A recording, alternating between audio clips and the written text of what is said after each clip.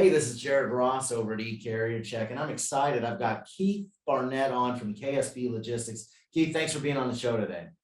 Thanks for having me. Yeah, Keith, tell us about your background. You got an interesting background. I love, the fact that you said, "Hey, I'm kind of good at this. I'm going to give back to some students." But give us an understanding of your background a little bit.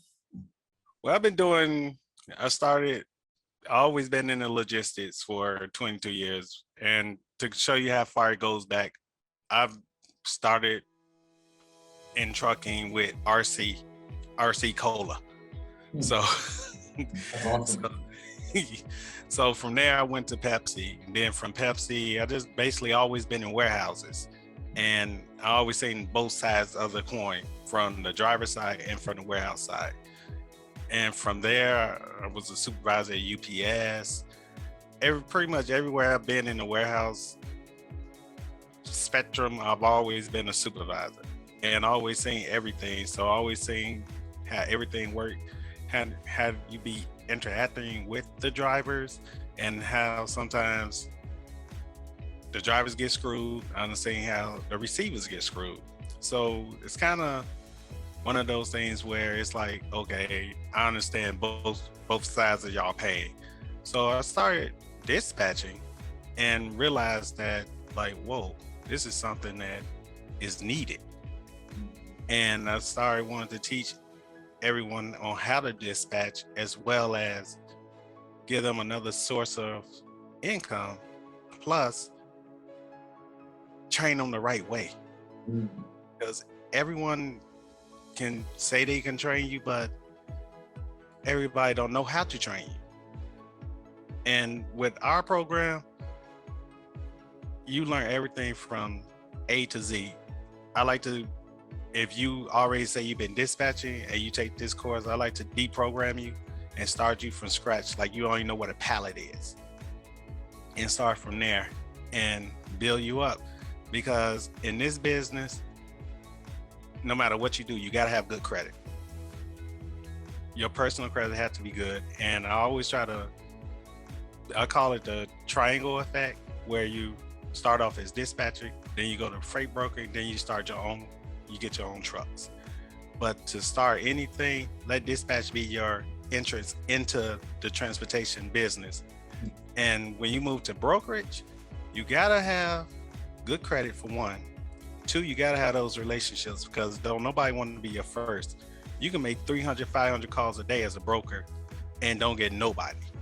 So as a dispatcher, you can start building up those relationships. So when you do talk to some shippers, you already have something to bring to the table with them. So you can catch them shipping managers' ear. Hey, I have carriers already. I already done some loads for you already. And that kind of get their ears, instead of you just coming in off the street saying, hey, look, I'm a new broker.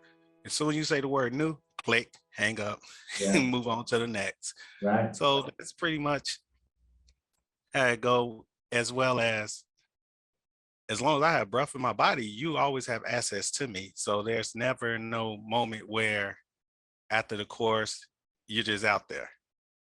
You can always call me, and if I can't figure it out, we'll figure it out together.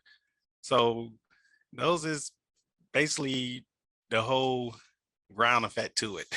That's you in a nutshell. Well, Right. I've always found that people that work for corporations and kind of keep moving up to supervisor roles, and then go to another company and really build up to a supervisor role. There are always people that are willing to help others. There are always people that are easy to build relationships with. You kind of said something that I want to break down a little bit as far as relationships, and I really want to talk about credit a little bit, because you mentioned you got to get good credit. So let's talk about how you find good credit, or how you build credit, right?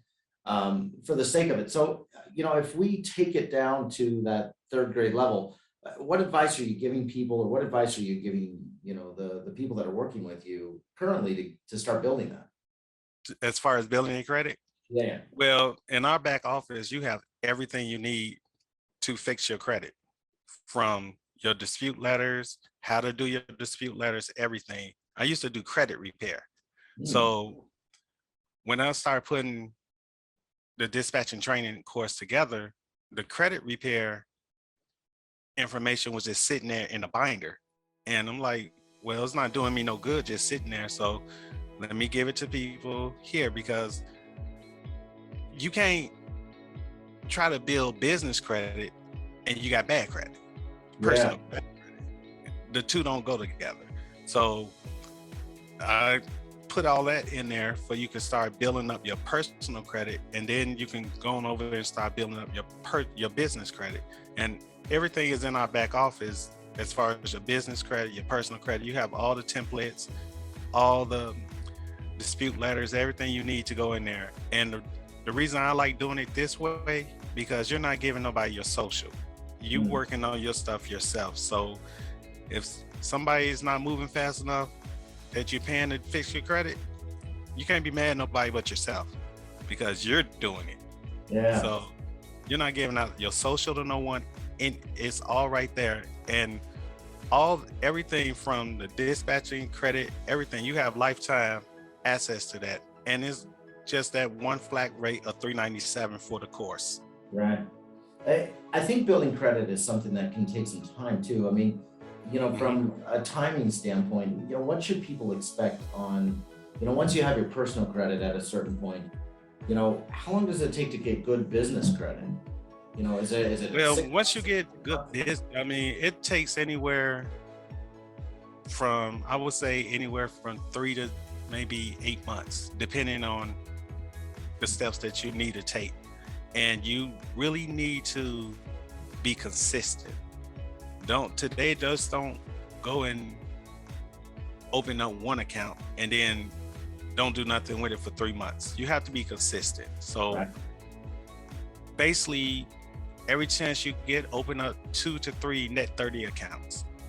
Get your Dun and Bradstreet number. Start paying on these accounts. You can either, to really build up your business credit, Wells Fargo is a good bank to go to. Chase Bank, Wells Fargo. I like Wells Fargo because you can actually go in there and open up a business account for $25. And then you can also, when you go in there, you open there for $25 and get yourself a secure business credit card from them. Put 500 on it.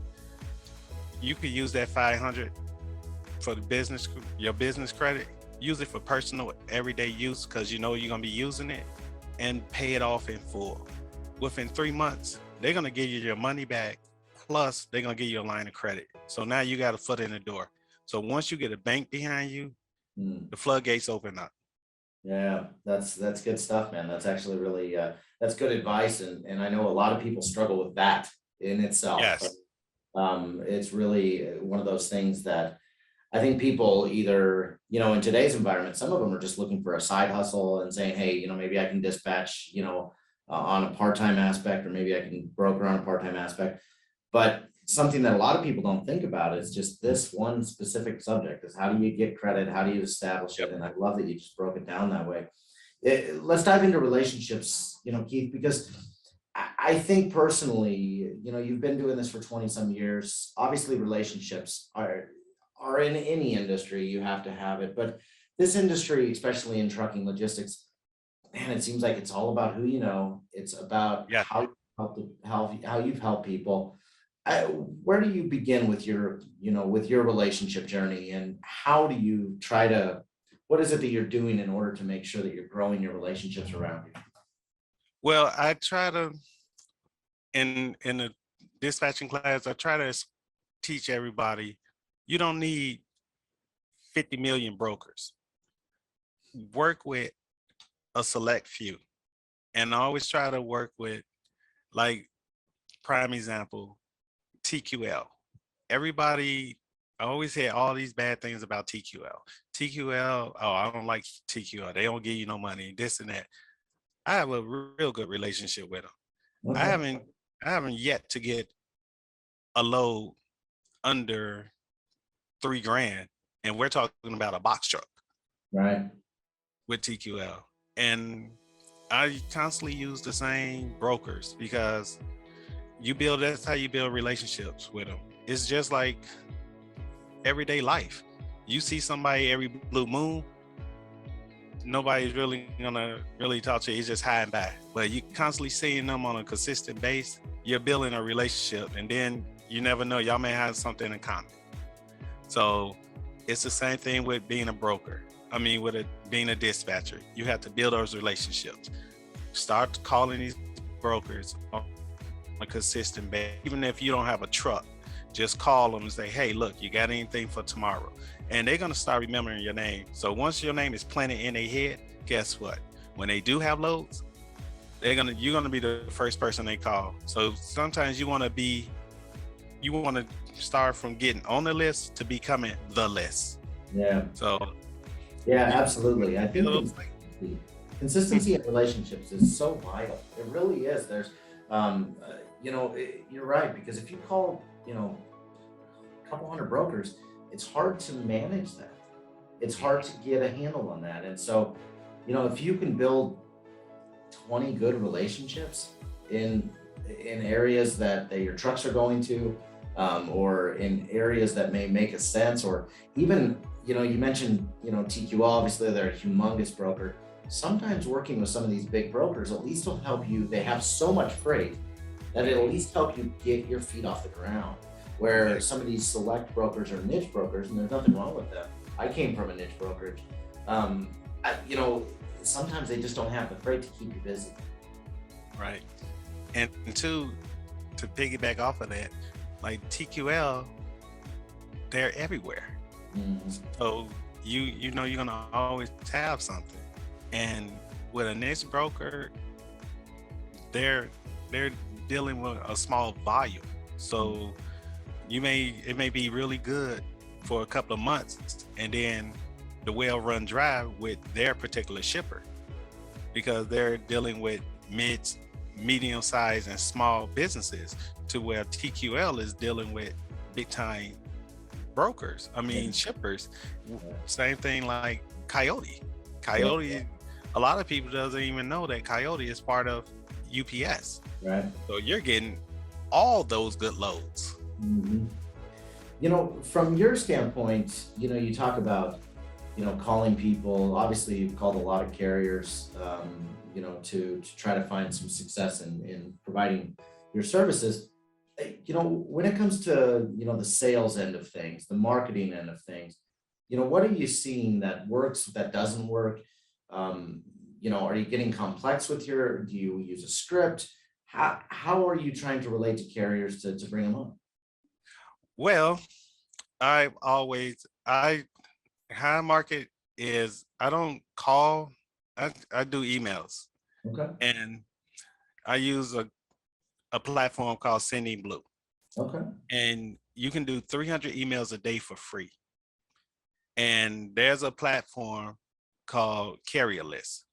So I would go to Carrier List, copy and paste the email address into Sending Blue, and send out the 300 emails. Yeah. And by doing it that way, you're actually looking at anywhere from maybe an hour to 2 hours to do that. And then you done send out 300 emails. Now, within 300 emails in 5 days, that's 1,500 emails. You're telling me out of 1,500 emails, you can get 10 to 20 people to respond back to you? And if they calling you, you got them. It's just now you have to sell yourself on why they should pick you. And one of the things that I also put into it is we also offer roadside assistance. We're a partner with Rig Nation. So when a driver asks, why should I use you? You tell them, hey, I can offer you roadside assistance. You already got their ear, because the majority of them is not doing that. The majority of these dispatchers out here, all they looking at carriers are as a cash cow. Call your driver sometime. Just talk to them. You don't have to always have a load for them when you call them. Call them, hey, look, I'm just checking on you to make sure everything's good. How are you? They appreciate that a lot more than every time you calling them is about a load. Absolutely. I kind of want to unpack a couple things that you mentioned just right there, because there's some interesting nuggets. So, obviously you're sending out emails. I hear and talk to a lot of people. Obviously, eCarrierCheck, we can have people send out emails out of our database, or even actually export email addresses and do kind of that same thing you were talking about. But what is in that email? If you send 1,500 emails, what's the subject line look like? What's the email look like? What seems to get those 10 people to call you back or email you back and say, hey, let's talk? Well, I have one email that was just focused on dry vans. The other one would focus on reefers, and then the other one would focus on box trucks. And it would just say, hey, look, how are you doing? Are you looking to get more loads? We will fight to get the best loads for you. Let us know your lanes, and we will try our best to get those lanes for you. And here, you're not a business, you are family. So we treat all carriers as family members. And it's pretty much, That's about the gist of it. Doesn't have to be fancy, man. Okay. no, it don't have to be fancy at all. I love that. You said something that I'm a big fan of, and whether you realize it or not, you not only did you provide us with an example of how you create value for your carriers, but how you differentiate yourself in the sales process. And I love that nugget. You offer roadside a service. I think that's really unique. I think that's interesting. I also think that just picking up the phone and talking to the drivers, these guys are on the road by themselves. They'll talk to people in truck stops, but sometimes a lot of companies are introverted, right? Or a lot of drivers are introverted, so they don't necessarily want to talk. They're not walking in trying to build a relationship at the truck stop, right? They need a way to talk to somebody, a catalyst. And you're right, man. I think picking up the phone and just, hey, how's the day? How's the road? How's the weather? How's your load? Any issues? Anything crazy at the truck stop? There's some crazy. I could literally write a book about truck stop stories. I swear I could. I mean, you hear some crazy stuff. So I love that you put the value in with roadside assistance. I think that's a huge add.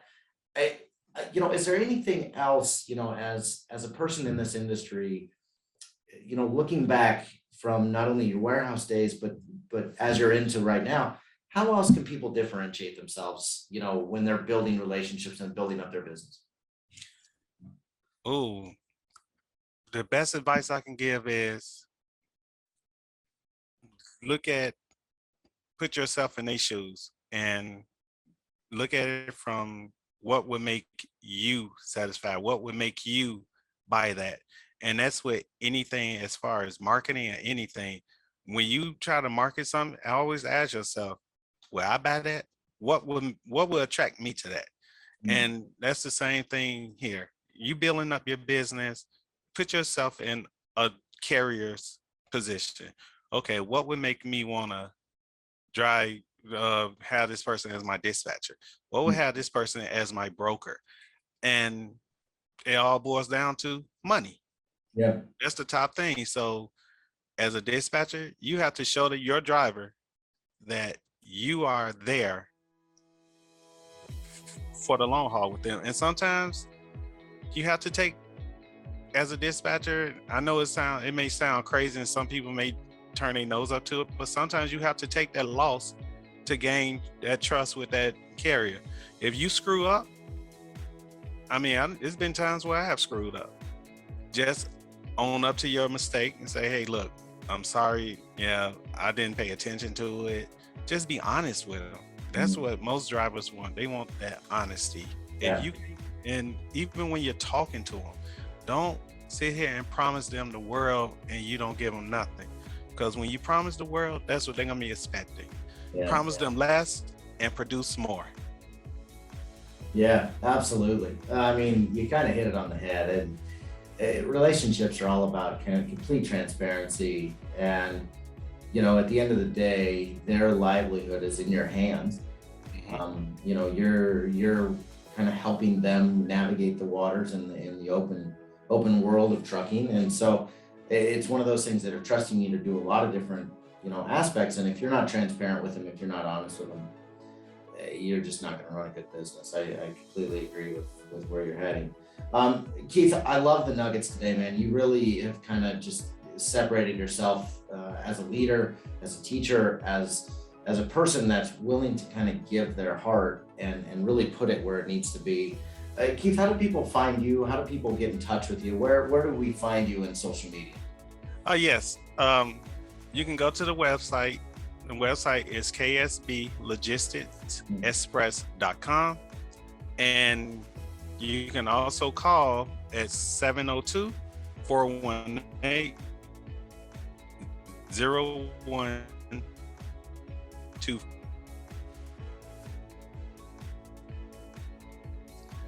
And there's so many other nuggets in there that is very valuable to you. Yeah.